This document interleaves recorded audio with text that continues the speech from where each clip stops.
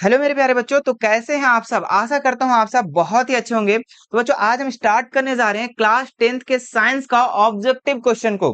ठीक है, आज इस वीडियो में हम लोग अध्याय नंबर 1 को देखेंगे, चैप्टर 1 को, जिस चैप्टर का नाम है रासायनिक अभिक्रिया एवं समीकरण। मेरे प्यारे बच्चों, इस चैप्टर का जितने भी एमसीक्यूज क्वेश्चन बनते हैं, जितने भी ऑब्जेक्टिव क्वेश्चन बनते हैं, जो मोस्ट इंपॉर्टेंट है बोर्ड एग्जाम के लिए, जो एग्जाम में बार बार पूछा जाता है, जो एमसीक्यूज, उन सारे एमसीक्यूज को हम लोग इस वीडियो में कंप्लीट करेंगे। मैं बता दूं बच्चों कि इस वीडियो में हम इस चैप्टर का 70 प्लस ऑब्जेक्टिव क्वेश्चन को करवाने वाले हैं। जो भी आपके एग्जाम में इस चैप्टर से जो भी प्रश्न आएंगे, इन्हीं 70 के अंदर से आएगा। ठीक है, आपने अभी तक देखा होगा बच्चों, सभी चैप्टर का 25 क्वेश्चन, 30 क्वेश्चन, लेकिन बच्चों मैं लेकर आया हूं इस चैप्टर का 70 प्लस ऑब्जेक्टिव क्वेश्चन। तो आप वीडियो को शुरू से लेकर अंत तक जरूर देखना, ये वीडियो आप लोगों के लिए बहुत ज्यादा इंपॉर्टेंट होने वाली है। चलिए फिर शुरू करते हैं पहला क्वेश्चन में। पहला क्वेश्चन क्या दिया बच्चों, रासायनिक अभिक्रिया में भाग लेने वाले पदार्थ को क्या कहते हैं। तो ऑप्शन है प्रतिफल, अवकारक, अभिकारक, प्रतिफल। ठीक है, तो इसका जो राइट आंसर हो जाएगा बच्चों अभिकारक। क्या हो जाएगा, अभिकारक। हमें पता है कि अभिकारक का डेफिनेशन क्या होता है कि जो रासायनिक अभिक्रिया में भाग लेता है उसी को हम लोग क्या कहते हैं, अभिकारक कहते हैं। ठीक है, तो इसका जो राइट आंसर हो जाएगा ऑप्शन नंबर सी, इसका बिल्कुल राइट हो जाएगा। चलिए दूसरा क्वेश्चन में हम लोग बढ़ते हैं। कैल्शियम कार्बोनेट CaCO3 है ना, अभिक्रिया करके CaO और प्लस CO2 किस प्रकार की अभिक्रिया है। तो मेरे प्यारे बच्चों यहाँ पे बताना है आपको, विस्थापन अभिक्रिया है, वियोजन है, या संयोजन है, या द्विस्थापन है। तो यहाँ पे देखिए कि अभिकारक की संख्या कितनी है, एक है। ठीक है, उत्पाद की संख्या कितनी है, दो या दो से अधिक बोल सकते हैं। ठीक है, तो जब अभिकारक एक हो और उत्पाद दो या दो से अधिक हो बच्चों, तो उसको हम लोग वियोजन अभिक्रिया कहते हैं। ऑप्शन नंबर बी इसका बिल्कुल राइट हो जाएगा। ठीक है, चलिए आगे बढ़ते हैं हम लोग अगले सवाल में। अगला सवाल दिया हुआ है, लेड नाइट्रेट चूर्ण को एक प्रणाली में लेकर गर्म करने पर भूरे रंग का धुआं उत्सर्जित होता है, यह धुआं है। ठीक है, तो यह धुआं कौन सा गैस का है बच्चों, ऑक्सीजन गैस का, नाइट्रोजन ऑक्साइड गैस का, या फिर नाइट्रोजन गैस का, या PbO। ठीक है, गैस का। तो इसका जो राइट आंसर हो जाएगा ऑप्शन नंबर बी, इसका बिल्कुल राइट हो जाएगा, नाइट्रोजन ऑक्साइड का। ठीक है, चलिए ऑप्शन बी। आगे बढ़ते हैं हम लोग क्वेश्चन नंबर 4 में। क्वेश्चन नंबर 4 क्या है, श्वसन किस प्रकार की रासायनिक अभिक्रिया है। ठीक है, तो उपचयन अभिक्रिया, संयोजन अभिक्रिया, अपचयन, या उष्माशोषी। ठीक है, तो श्वसन जो है बच्चों, यहाँ पे क्या होता है, ऑक्सीजन की वृद्धि होती है। जब सांस लेते हैं तो हमारे शरीर में ऑक्सीजन की वृद्धि होती है, तो वो कौन सा अभिक्रिया हो बच्चों, उपचयन अभिक्रिया। ठीक है, जिस अभिक्रिया में ऑक्सीजन की वृद्धि होती है उसको हम लोग उपचयन अभिक्रिया कहते हैं, यानी कि इसका ऑप्शन नंबर ए इसका बिल्कुल राइट हो जाएगा। ठीक है, आप ध्यान देंगे बच्चों कि अगर उपचयन ना रहा तो, ठीक है, अगर ऑप्शन में उपचयन ना रहा तो श्वसन उष्मा क्षेपी भी अभिक्रिया है। ठीक है, याद रखना, उष्मा क्षेपी भी अभिक्रिया है। क्योंकि आपके प्रश्न में भी बच्चों इसी तरीके का एक सवाल है, श्वसन को उष्मा क्षेपी अभिक्रिया क्यों कहते हैं। ठीक है, तो श्वसन किस प्रकार की अभिक्रिया, उपचयन भी अभिक्रिया है और उष्मा क्षेपी भी अभिक्रिया है। ठीक है, ये भी याद रखना। चलो आगे बढ़ते हैं हम लोग 5 नंबर सवाल। भौतिक परिवर्तन है, ठीक है, तो क्या है, अस्थायी परिवर्तन, अस्थायी परिवर्तन, ए और बी दोनों, इनमें से कोई नहीं। ठीक है, तो इसका जो राइट आंसर हो जाएगा बच्चों अस्थायी परिवर्तन। ठीक है, अस्थायी परिवर्तन। भौतिक परिवर्तन में क्या होता है बच्चों कि जब कोई भी चीज अभिक्रिया के बाद चेंज हो जाता है, ठीक है, और वो चेंज होने के बाद फिर पुनः अपना अवस्था में आ जाता है, तो उसको हम लोग भौतिक परिवर्तन कहते हैं। इसलिए ये अस्थायी है, स्थायी नहीं है, फिक्स नहीं है, अनफिक्स्ड है। ठीक है, जैसे कि यहाँ पे बच्चों बर्फ, मान लो कि पानी से बर्फ बन गया। ठीक है, तो पानी से बर्फ बन गया, तो क्या बर्फ से फिर पानी नहीं बन सकता है, बिल्कुल बन सकता है। तो ये क्या है, भौतिक परिवर्तन है, और ये अस्थायी परिवर्तन है, अस्थायी नहीं है, फिक्स नहीं है। ठीक है, याद रखना। चलो इसका ऑप्शन नंबर ए इसका बिल्कुल राइट हो जाएगा। चलिए आगे बढ़ते हैं हम लोग क्वेश्चन नंबर 6 में। क्या लिखा हुआ है, मैग्नीशियम और ऑक्सीजन को, है ना, मैग्नीशियम ऑक्साइड, मैग्नीशियम और ऑक्सीजन को मिलाए तो मैग्नीशियम ऑक्साइड बना। ठीक है, तो यह किस प्रकार की अभिक्रिया का उदाहरण है। तो ऑप्शन है वियोजन अभिक्रिया, रेडॉक्स अभिक्रिया, विस्थापन अभिक्रिया, संयोजन अभिक्रिया। ठीक है, तो इसका जो राइट आंसर हो जाएगा बच्चों कि यहाँ पे देखो, अभिकारक की संख्या कितनी है, दो है। उत्पाद के ठो निर्माण हो रहा है, एक ठो। और जिस अभिक्रिया में अभिकारकों की संख्या ज्यादा हो और उत्पाद की संख्या एक हो, उसको हम लोग संयोजन अभिक्रिया कहते हैं। ऑप्शन नंबर डी इसका बिल्कुल राइट हो जाएगा। ठीक है, संयोजन अभिक्रिया का परिभाषा ही होता है कि दो या दो से अधिक अभिकारक मिलकर एकल उत्पाद का निर्माण करते हैं उसको हम लोग संयोजन अभिक्रिया कहते हैं। ठीक है, तो इतना तो याद रखना पड़ेगा आपको। आगे देखो, अंगूर का क्यूनन करना एक क्या है? तो ये रासायनिक परिवर्तन है, भौतिक परिवर्तन, ए और बी दोनों या इनमें से कोई नहीं। तो अंगूर का क्यूनन करना बच्चों ये एक रासायनिक परिवर्तन है, ऑप्शन नंबर ए इसका बिल्कुल राइट हो जाएगा। ठीक है, चलो आगे बढ़ते हैं हम लोग, याद रखना। आगे बढ़ते हैं 8 नंबर सवाल में, निम्नलिखित में कौन सा रेडॉक्स अभिक्रिया है? तो रेडॉक्स अभिक्रिया सबसे पहले कहते किसको है? जिसमें उपचयन, क्या बोले हम, उपचयन और अपचयन दोनों हो।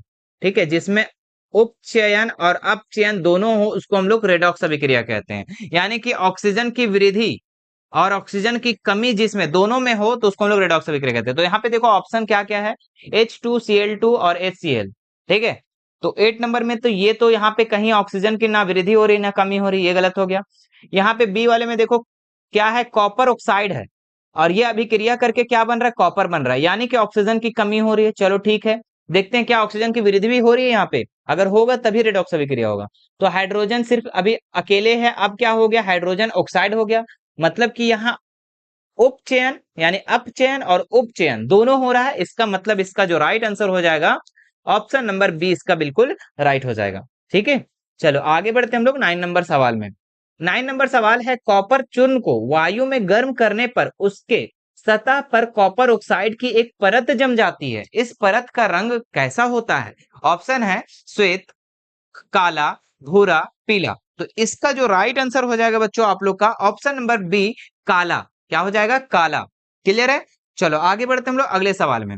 मैग्नीशियम के रिबन को रेग मार्क से रगड़ कर दहन की प्रक्रिया की जाती है, क्योंकि क्यों किया जाता है? मैग्नीशियम रिबन को साफ करके रेग मार्क से रगड़ करके क्यों जलाया जाता है? तो ऑप्शन है मैग्नीशियम रिबन की सतह रुखड़ी होती है। नहीं, ये तो गलत कह रहा है। ठीक है, ये तो गलत कह रहा है। आगे देखो, मैग्नीशियम रिबन की सतह पर मैग्नीशियम ऑक्साइड की एक पतली परत जम जाती है, ये बिल्कुल सही कह रहा है ना, कि मैग्नीशियम रिबन में एक सफेद कलर का जो है परत जम जाता है, इसीलिए इसको रगड़ कर रेग मार्क से साफ करके इसको जलाया जाता है। ठीक है, तो ऑप्शन नंबर बी इसका बिल्कुल राइट हो जाएगा। चलिए आगे बढ़े। हाँ, 11 नंबर सर, 10A में। ठीक है, 10 का 2 सवाल था, 10A में कर दिए हम इसको। ठीक है, दूध से दही बनना कैसा परिवर्तन है? तो मेरे प्यारे बच्चों ये तो आपको बच्चों बच्चों का सवाल है, ये सबको पता होना चाहिए।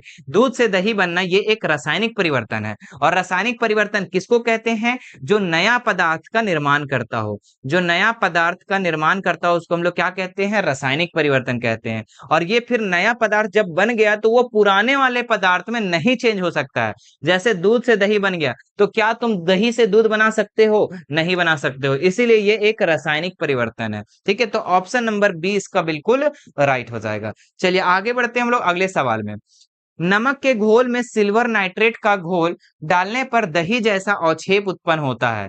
ठीक है, यह कौन सी अभिक्रिया है? तो जिसमें बच्चों अवक्षेप का उत्पन्न होगा तो उसको हम लोग अवक्षेपन अभिक्रिया कहेंगे। ठीक है, तो ऑप्शन नंबर सी इसका बिल्कुल राइट हो जाएगा। ठीक है, चलो बढ़ते हैं हम लोग 12 नंबर सवाल में।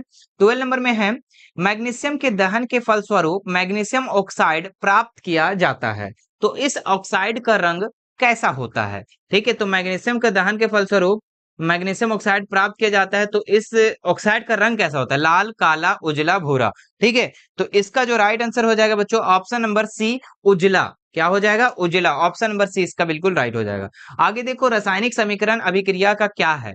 ठीक है, तो रासायनिक समीकरण जब लिखते हो बच्चों तो वो अभिक्रिया का क्या है? वो अभिक्रिया का एक संक्षिप्त रूप है। ठीक है, ऑप्शन नंबर ए इसका बिल्कुल राइट हो जाएगा। ठीक है, रासायनिक समीकरण को हम लोग लिखते हैं तो वो क्या होता है? रासायनिक अभिक्रिया एक का एक संक्षिप्त रूप है, छोटा रूप है। ठीक है, ऑप्शन नंबर ए इसका बिल्कुल राइट हो जाएगा। आगे बढ़ते हैं हम लोग 14 नंबर सवाल। अगर किसी रासायनिक अभिक्रिया में हाइड्रोजन का अनुपात बढ़ जाए, ठीक है, और ऑक्सीजन का अनुपात घट जाए, तो ऐसी रासायनिक अभिक्रिया, ऐसी अभिक्रिया क्या कहलाती है? उपचयन अभिक्रिया, ऊष्माक्षेपीय अभिक्रिया, अपचयन अभिक्रिया, अवक्षेपन अभिक्रिया।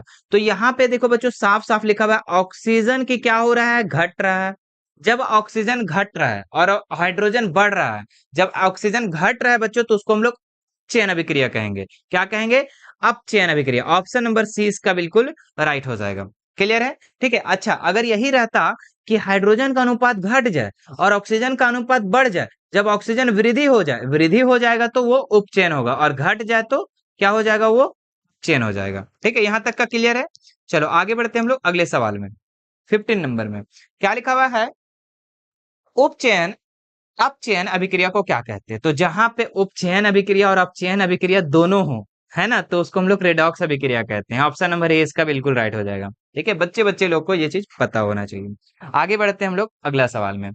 मैग्नीशियम रिबन को वायु के में दहन के फलस्वरूप श्वेत पदार्थ का मैग्नीशियम ऑक्साइड बनता है, बिल्कुल, है ना। इस अभिक्रिया में मैग्नीशियम क्या होता है? ठीक है, तो ये अपचयन होता है, उपचयन होता है, अपचयन और उपचयन दोनों होता है, या इनमें से कोई नहीं? ठीक है, तो इसका जो राइट आंसर हो जाएगा बच्चों यहाँ पे ऑप्शन नंबर बी इसका बिल्कुल राइट हो जाएगा। ठीक है, कहने का मतलब बोल रहा है बच्चों कि जब मैग्नीशियम को वायु के संपर्क में हम लाते हैं, मान लो O2, तो ये हमारा क्या बनता है, मैग्नीशियम ऑक्साइड बनता है। और यहाँ पे क्या हो रहा है, मैग्नीशियम में ऑक्सीजन नहीं था और अब यहाँ पे ऑक्सीजन बढ़ गया, यानी कि ऑक्सीजन की क्या हो गई, वृद्धि हो गई। तो वृद्धि हो गई तो उसको हम लोग उपचयन अभिक्रिया कहेंगे। ठीक है, चलो ऑप्शन नंबर 20 का बिल्कुल राइट हो जाएगा। चले आगे बढ़े, क्वेश्चन नंबर 17। संक्षारण किस प्रकार की अभिक्रिया है? ठीक है, अपचयन अभिक्रिया, अवक्षेपण अभिक्रिया, संयोजन अभिक्रिया, उपचयन अभिक्रिया। ठीक है, तो संक्षारण जो है बच्चों ये आपका उपचयन अभिक्रिया है। क्यों? क्योंकि संक्षारण मतलब कोई भी चीज जंग, संक्षारण मतलब क्या, जंग लगना। और जंग कैसे लगता है, वायु, नमी, मिट्टी ये सब नजदीक आता है तो जंग लगता है। तो यहाँ पे क्या हो रहा है, जब वायु के संपर्क में आ रहा है मतलब कि ऑक्सीजन की वृद्धि हो रही है, वायु मतलब ऑक्सीजन, है ना, ऑक्सीजन की जब वृद्धि हो रही है यहाँ पे, तो क्या होगा, ये उपचयन अभिक्रिया। ऑप्शन नंबर डी इसका बिल्कुल राइट हो जाएगा। क्लियर हो रहा है कि नहीं? बिल्कुल। आगे देखते हैं हम लोग 18 नंबर सवाल। मैग्नीशियम रिबन का वायु में दहन एक क्या है? ठीक है, तो मैग्नीशियम रिबन को जब जलाया जाता है तो भौतिक परिवर्तन है, कोई परिवर्तन नहीं है, कोई अभिकारक नहीं है, रासायनिक परिवर्तन है। तो मैग्नीशियम रिबन को जब जलता है बच्चों तो वो एक रासायनिक परिवर्तन है। ऑप्शन नंबर डी इसका बिल्कुल राइट हो जाएगा। चले आगे बढ़े, 19 नंबर सवाल। प्राकृतिक गैस का दहन किस प्रकार की अभिक्रिया है? ठीक है, तो संयोजन अभिक्रिया, अपघटन अभिक्रिया, ऊष्माक्षेपी अभिक्रिया, विघटन अभिक्रिया। ठीक है, तो प्राकृतिक गैस का दहन जो है बच्चों ये आपका उष्मा छेपी अभिक्रिया है। ठीक है, क्या कौन सी अभिक्रिया, उष्मा छेपी अभिक्रिया। ऑप्शन नंबर सी इसका बिल्कुल राइट हो जाएगा। ठीक है, नोट कर लेंगे। आगे बढ़ते हम लोग 20 नंबर सवाल। मैग्नीशियम रिबन के दहन होने पर किस प्रकृति की लौ उत्पन्न होती है? तो मैग्नीशियम रिबन को जब जलाया जाता है बच्चों तो किस प्रकार की लौ उत्पन्न होती है? लाल और चमकदार, हरा और चमकदार, श्वेत और चमकदार, नीला और चमकदार। तो मैग्नीशियम रिबन जब जलता है बच्चों तो श्वेत कलर का जलता है। ठीक है, तो ऑप्शन नंबर सी इसका बिल्कुल राइट हो जाएगा। ठीक है, चलो आगे बढ़ते हैं हम लोग अगले सवाल में। क्वेश्चन नंबर 21 में, जिंक तथा लेड कॉपर की अपेक्षा क्या होता है? जिंक तथा लेड कॉपर की अपेक्षा क्या होती है? कम अभिक्रियाशील, कम क्रियाशील, अधिक क्रियाशील, समान क्रियाशील है, इनमें से कोई नहीं। ठीक है, तो इसका जो राइट आंसर हो जाएगा बच्चों अधिक अभिक्रियाशील। ठीक है, ये जो कॉपर की अपेक्षा जो है जिंक जो है ये लेड कॉपर की अपेक्षा क्या है आपका, अधिक अभिक्रियाशील है। ठीक है, ऑप्शन नंबर बी इसका बिल्कुल राइट हो जाएगा। ठीक है, देख लीजिए आप बी। आगे देखो 22 में, निम्नांकित में उष्मा क्षेपी क्रिया कौन है?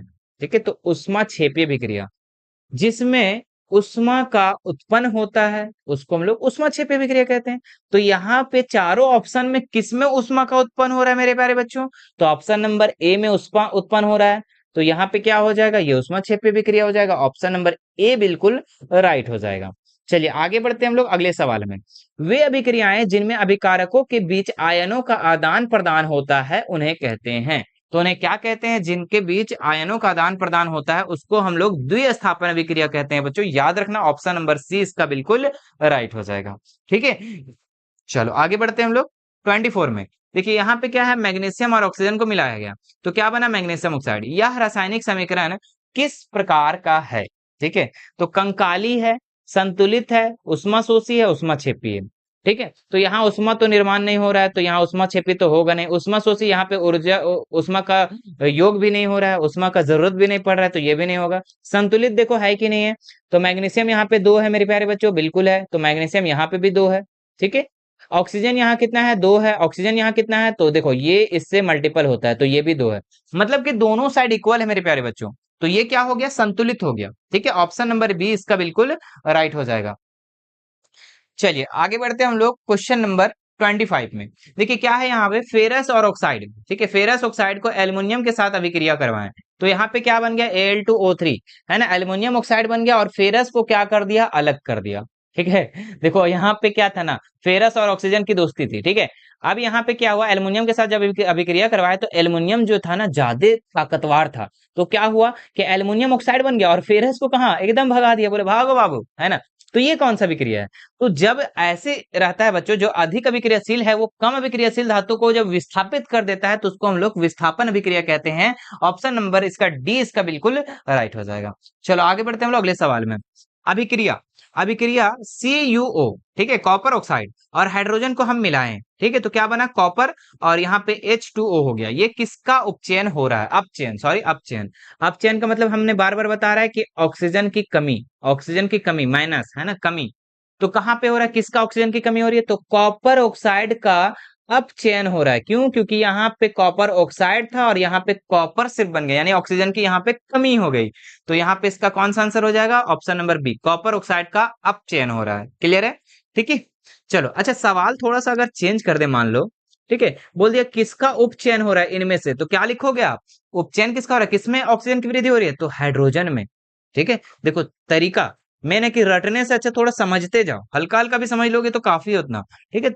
समझ में आ रहा है कि नहीं आ रहा है। अगर बात करें, कहाँ थे जी हम लोग, अगर बात करें अपचयन का, तो ये कॉपर ऑक्साइड होगा अपचयन, ठीक है। और उपचयन का बात करेगा तो ये हाइड्रोजन हो जाएगा। क्यों, क्योंकि यहाँ पे ऑक्सीजन की ये हो रहा है, ठीक है।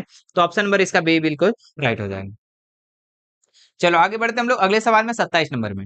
वह अभिक्रिया जिसमें दो या दो से अधिक अभिकारक मिलकर एकल उत्पाद का निर्माण करते हैं उसे कहते हैं, सिंपल है, परिभाषा है, ठीक है। तो जो दो या दो से अधिक अभिकारक मिलकर एकल उत्पाद का निर्माण करते हैं तो उसको हम लोग जो कहते हैं बच्चों, संयोजन अभिक्रिया। क्या कहते हैं, संयोजन अभिक्रिया, ठीक है। ऑप्शन नंबर 20 का बिल्कुल राइट हो जाएगा।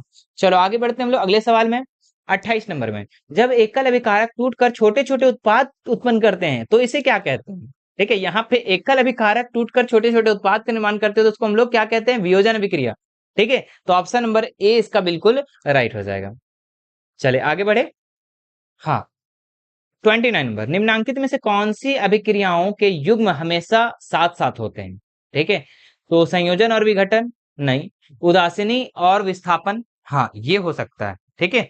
अवक्षेपण और विस्थापन ये नहीं, उदासीनीकरण और विस्थापन, ठीक है, ये नहीं। तो ऑप्शन नंबर 20 का बिल्कुल राइट हो जाएगा, ठीक है। 29 नंबर का ऑप्शन नंबर 20 का बिल्कुल राइट हो जाएगा। चलिए आगे बढ़ते हैं हम लोग अगले सवाल में। नीचे दी गई अभिक्रिया के संबंध में कौन सा कथन असत्य है, असत्य का मतलब बोल रहा है कि इनमें से कौन गलत है, ये चारों ऑप्शन में से कौन गलत है।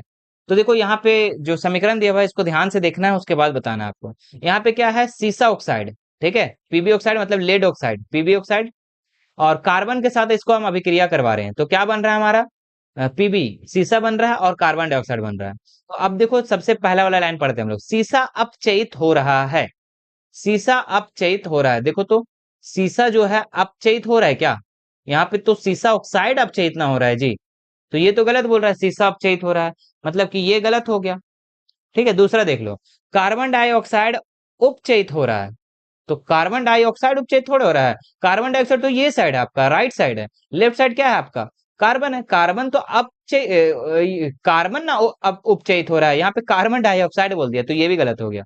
आगे देखो, कार्बन उपचयित हो रहा है, हाँ ये सही बोल रहा है, क्योंकि ये कार्बन सिर्फ है और ये उपचयित हो रहा है, क्यों, क्योंकि इसकी ऑक्सीजन वृद्धि हो रही है।